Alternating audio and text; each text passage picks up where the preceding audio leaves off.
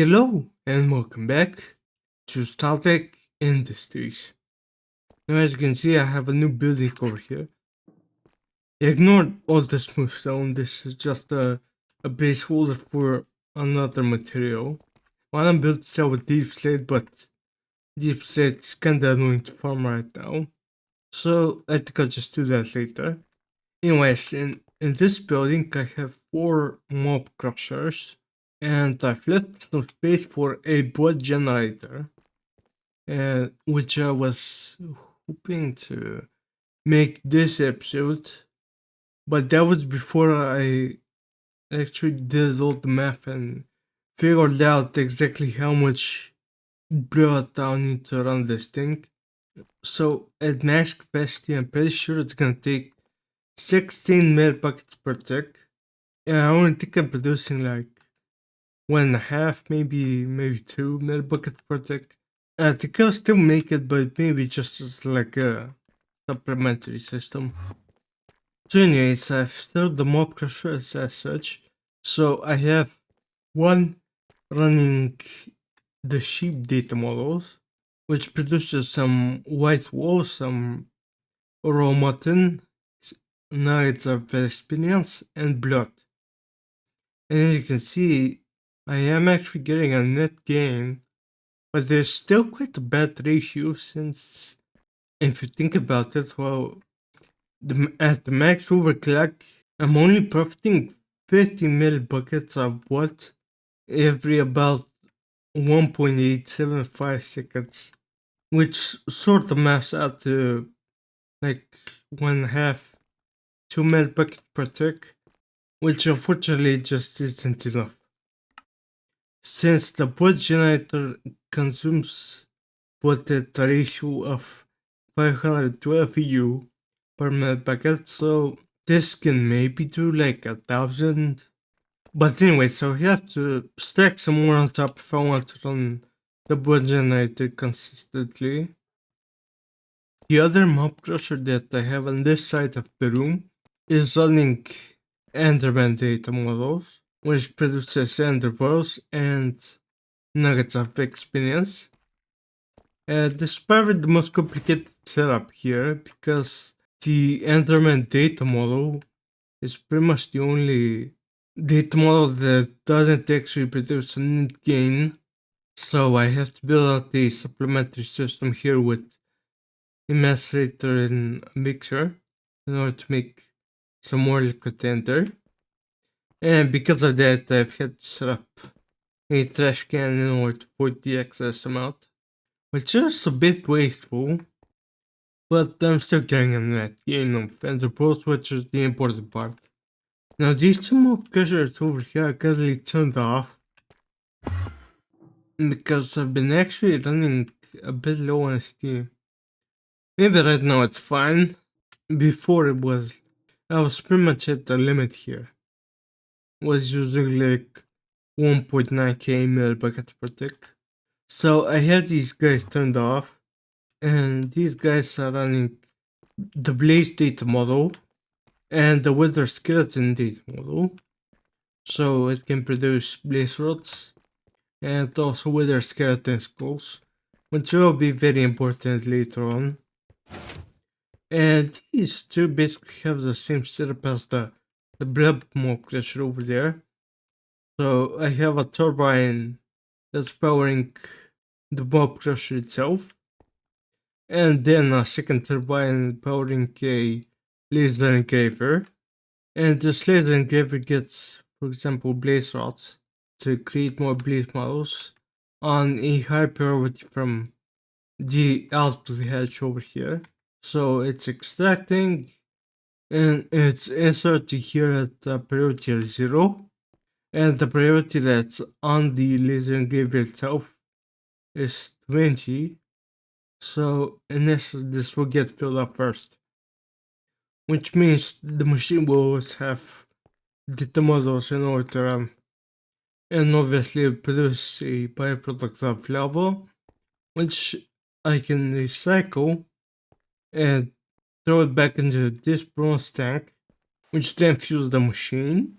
It does actually make a little bit in excess, So it also goes into this interface and it gets put into this 1 km fluid storage cell. And as you can see, I have it filtered for lava with an overflow destruction card. So in essence, this system is never gonna get clogged up. It's basically gonna run until the actual products that I'm looking for, so in this case the blaze rods, are completely filled up. Now as you saw when I went down here, that I've actually kind of built out the walls here. So I've used some of this azurine from Create, and I think the color palette goes quite well with general white logistics. You know, it's kind of purpley blue and stuff. Overall, I think this turned out pretty nice. Now, if you remember, at the location of the new building over here was where my ore processing system used to sit, and I've actually moved it over into a new building over on this way next to my tree farm. Now, I've learned that the motto you have to live by when playing this pack is go big or go home. So I decided to go big. So over here we have 8 mega smelters, and each one is filtered to a different material. So there's silver, tin, gold, and etc. etc. And I'm pretty certain that these are all the materials that I have to actually smelt. So I don't think I'll actually need to add any, but there's space for that if it becomes an issue. Now when I go down here, I've placed down 7 electric quarries. So I've set up 2 bronze quarries, 2 steel quarries, a gold quarry which isn't technically running right now, a stainless steel one, and an eventual titanium one as well. And so these basically get extracted into this drawer system up here, which holds all the ores that I'll need. And then it gets extracted out into the back here with this item 5 from Modern Dynamics. Now the cool thing about this is that there's actually a round robin mode, and this basically extracts out to the 2 chests that are at the end here. That's because I actually have 2 different mass rate setups. So all the ores go into here, they get extracted out, then they can go into here, extracted out, simple stuff, pretty much. And then finally they land in this chest, which extracts them out and then stores them either in the drawer system, and this is for stuff like redstone, like diamonds, stuff that doesn't need to be cooked basically, and the other stuff all gets sorted out in the steel item out input hatches of the mega smelters, and then finally they extract out onto the blue pipes, which I set up just for kind of easy factors. So basically all the outputs go directly into the drawer access point, which is then connected with the storage bus to my main system. And that's basically it. So the next step in progression is going to be upgrading my power generation. As I talked about, I've gotten to the limit quite fast with the steam. Yeah, as you can see, right now I'm almost at 2000, which is actually the limit over here, so which I won't be able to add too much more. Now, as I said, my original plan was to use a board generator, but since I'm not producing enough block for it, I'm gonna have to do something else. So I think the best option is gonna be the turbo diesel generator, and they're gonna be using boosted diesel in order to fuel it. So it's gonna require normal diesel as well as diethyl ether. Diesel is just gonna be a mixture of heavy fuel and light fuel, which I should have a decent quantity of both. Yeah, so almost 2,700 buckets of light fuel and 1,000 buckets of heavy fuel. And that's all being produced from this setup right here. So anyway, the more difficult part is gonna be the diethyl ether. So first I'm gonna need some ethanol and some acrylic acid. So ethanol, the best way of actually making this stuff is using ethylene, water, and sulfuric acid, as the other way is using raw biodiesel or distilling sugar solution, but that is way too bad for recipe. What to do? So I'm already producing ethylene at my distillery tower. Let's see. Uh, yeah, well, 1,000 buckets of it. So should be doing quite well at that. And sulfuric acid, we should also be doing quite well on that, right? Yep. So I'm not gonna have any ethanol problems. See the acrylic acid. So acrylic acid is gonna need propene and oxygen. Now let's see how much propane do I have. Okay, 548 buckets. So this is probably gonna be the bottleneck. Well, no, actually, maybe not. I do only use a little bit of acrylic acid, so we shall see. Anyway, that setup over there, there's plenty of room to be overclocked, so it should be okay. So now let me add in some of the recipes for the machines that I need. So an electric mixer, a chemical reactor, and let's also do a turbo diesel generator. Yeah, this should be fine. So let's throw this in here. So let's see, we can need just 2 mixers, and everything else is just a bunch of chemical reactors. So I think I'll need 3 chemical reactors in total. I have exactly. That's not good. Let's see how many mixers. Just one. Let's make another one.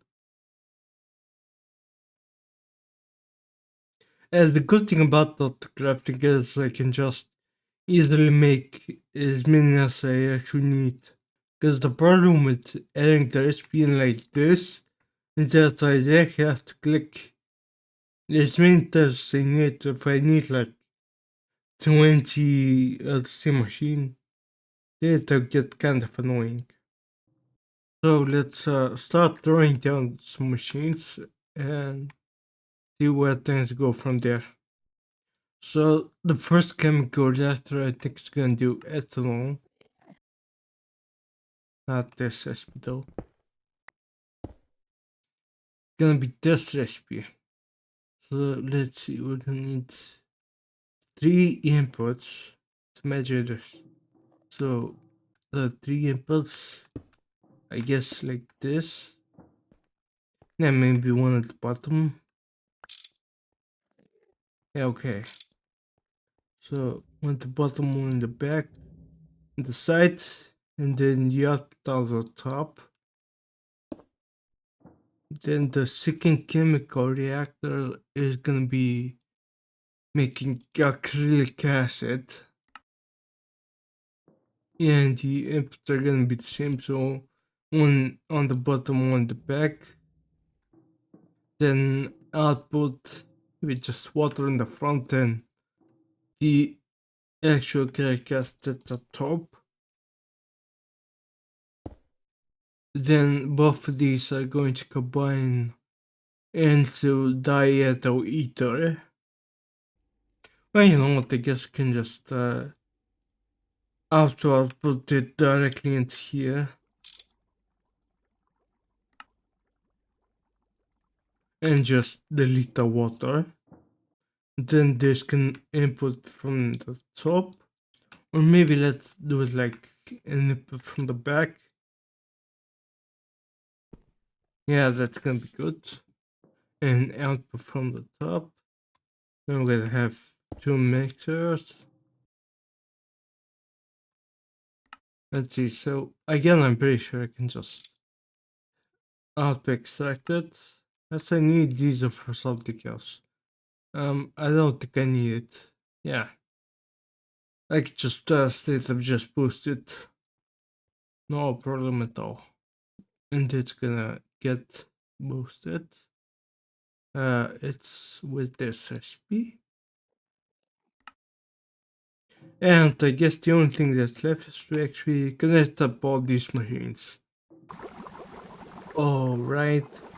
Well, the setup was definitely not as complicated as I thought it would be. So it's basically the same thing as I just theorized like a couple seconds ago for you. This chemical reactor gets going its inputs from the bottom of the back and the sides, and it's exhausting out the top, which comes into this chemical reactor, which makes ethanol. Which makes actually it's ether, right? This ethanol. So this guy makes the acrylic acid with propene and oxygen, and it also makes water, which I just poured. Same thing with this one. This makes ether and water, which again goes in the same system and gets trashed. Afterwards, this mixer mixes heavier light fuel, makes diesel, and it goes into this one, makes which mixes diesel with ether and it makes boosted diesel. So I'm thinking of just grabbing a kind of tank. Yeah, I guess this one will do. And set that up as a buffer.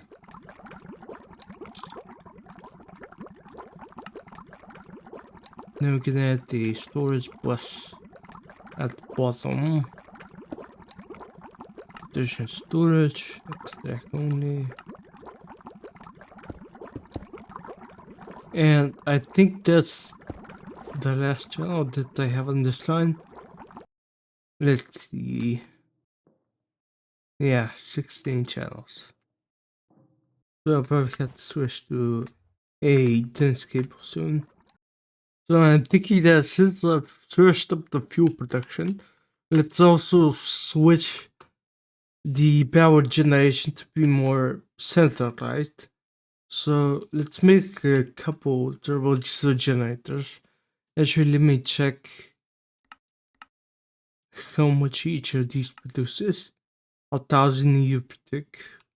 So I guess let's make like 3 more.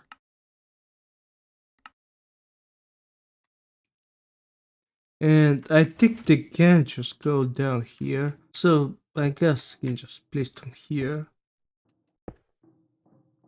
And I guess let me make a fifth one just for symmetry purposes.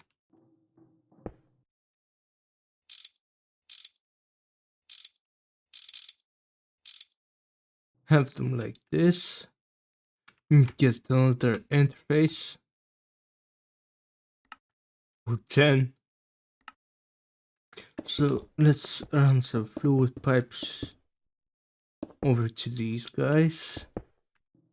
And then place this interface on top. This one is gonna get boosted diesel.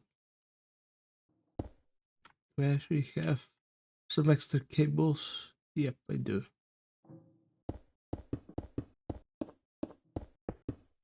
Right over like that.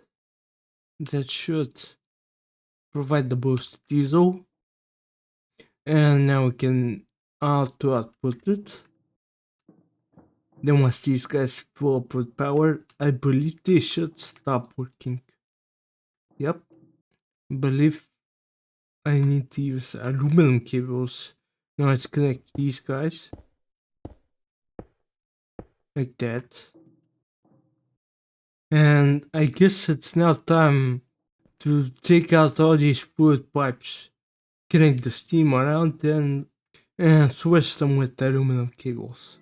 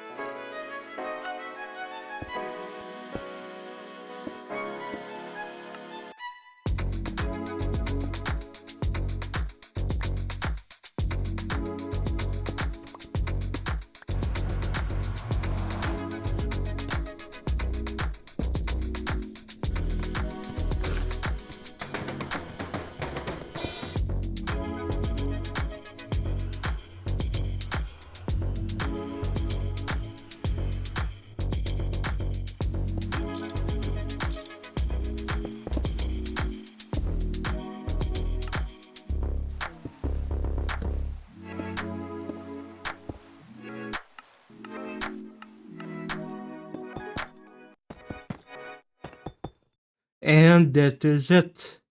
So I've moved over pretty much the entire base to be running off of these turbo diesel generators, and we're using about 2.5k EU per tick.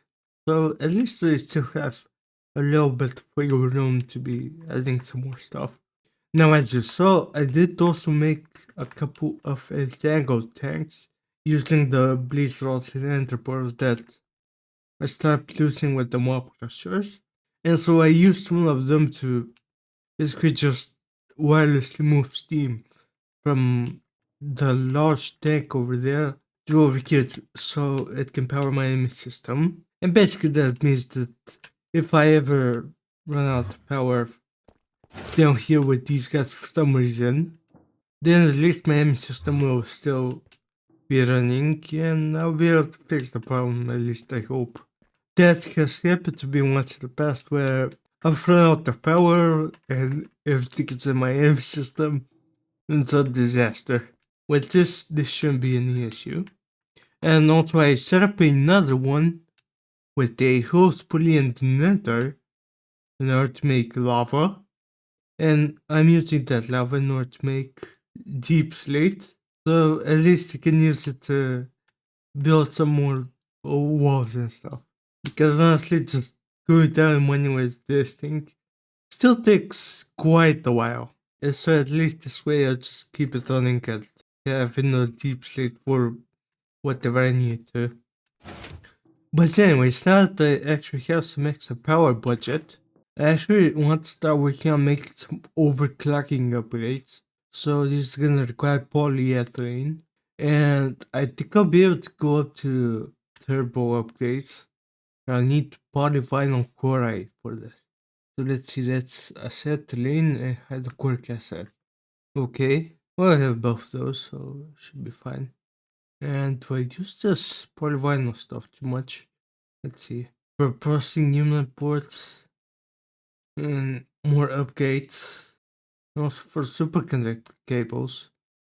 So yeah, I guess I should probably just make it using chromium instead. I think the recipe is a little bit more efficient that way. Yeah, 'cause this makes 700 ml buckets instead of 300 with the rest. And I am actually producing a healthy amount of chromium.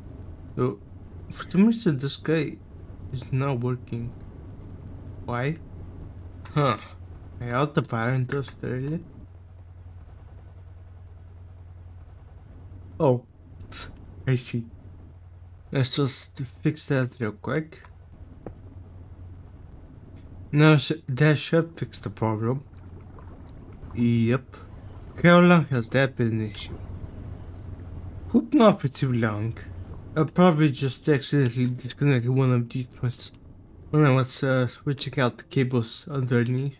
Now, thankfully, this is one of those rare moments where I was actually being smart and left out some space for some more polyethylene assemblers.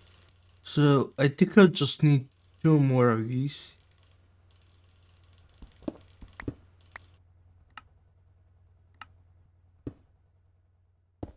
So this one is gonna get basic upgrades, and this one is gonna get advanced upgrades. Now I just have to add in some fluids, and then the item pipes. Let's see what else I need to provide.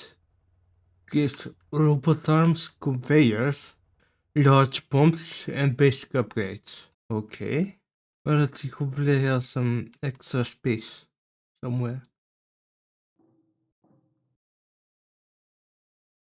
Please, a lot of shelves here. Um, yeah, there's just no space.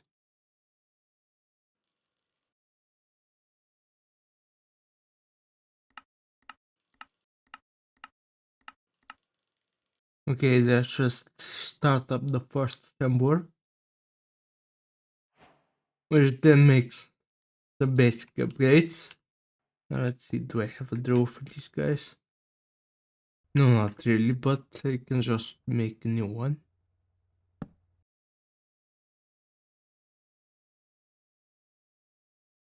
And to downgrade, of course. And now I believe I actually have to set the guys to stack. Oh, and it's the advanced upgrade.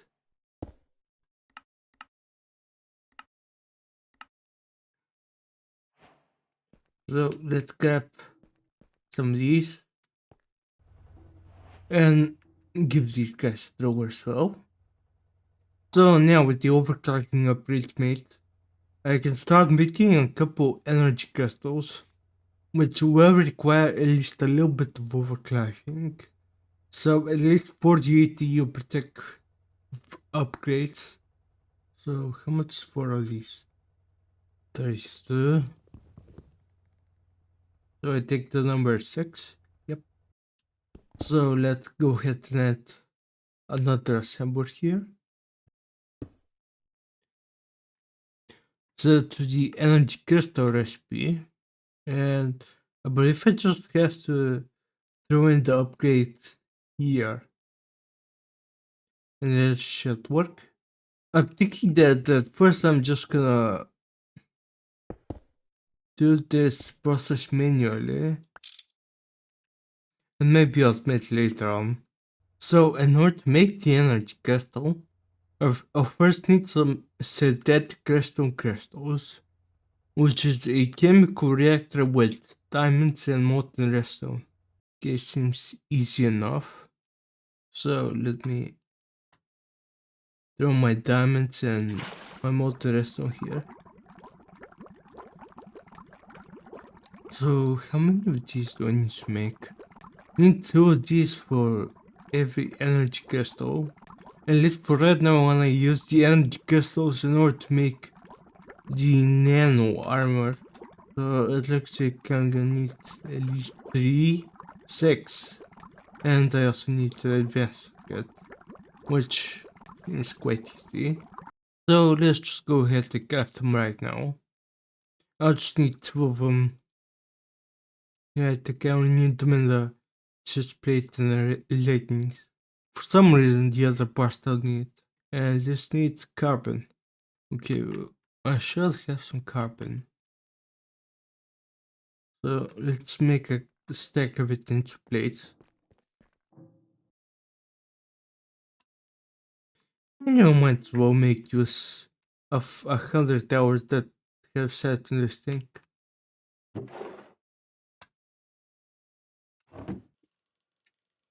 Alright, all of these synthetic custom crystals are ready. So we can just throw everything in here. And it'll take a little bit. Yeah, 15 seconds. Get my energy levels are falling down.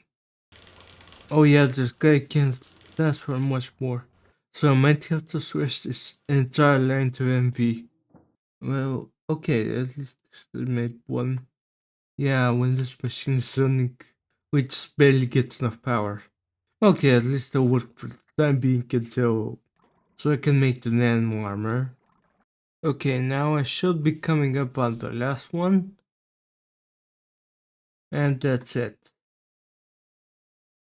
So, oh no, this is gonna make me finally a new set of armor, the Nano Suit.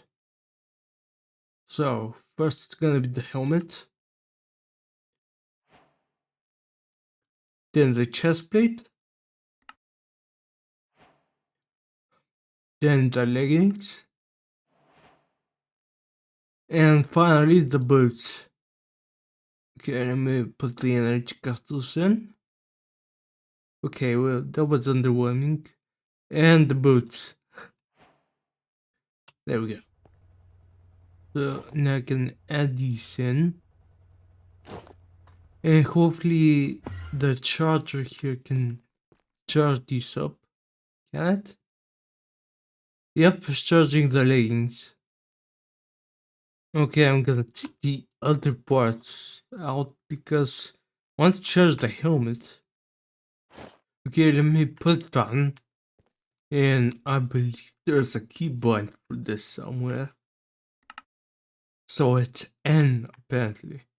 Oh, N is a new waypoint. So just let me turn that off. Okay, let's try that once again. Yes, there we go. Oh, now you can see even without having all these annoying torches everywhere. Honestly, I did look for a alternative lighting method, but there just wasn't a good one. Like, there's a light ring or something. I tried, but honestly, it's even more annoying than torches. Because the particle effect is like blue flames, and it's even more distracting. See, now it looks way better without torches. And without this cable, I'll probably just move it in the future. Also, now they have more armor pieces charged up. Let's see how much armor I have. Okay, well, without the chest plate, it's already better than diamond abrasure. So, with the chest plate, it's probably better than netherite even. But you know, I would hope since netherite is basically free.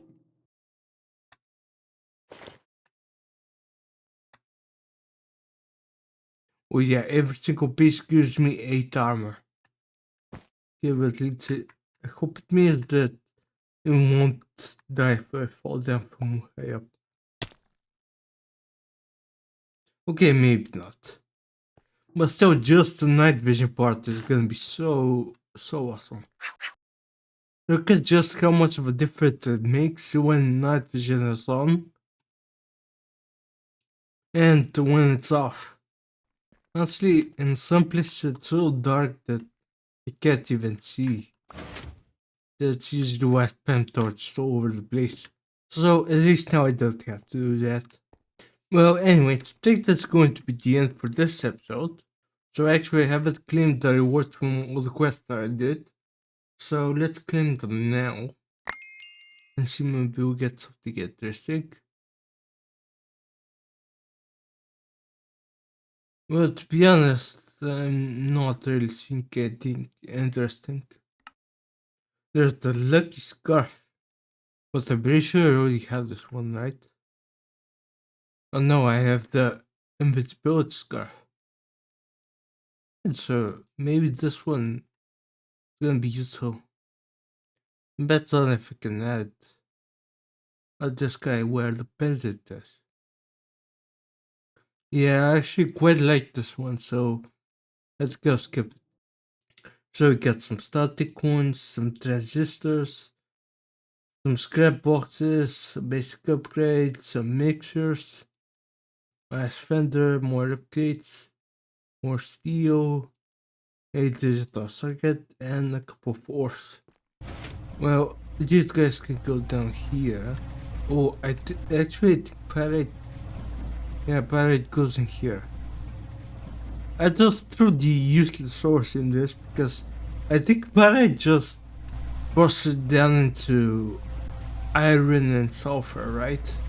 Yeah, and I don't need either of those to be honest. I'm doing pretty good on iron and sulfur, I'm pretty sure. Yeah. Well then, I would just like to thank you so much for watching. See you in the next one. Bye. My Google speak out when I catch this. That's funny.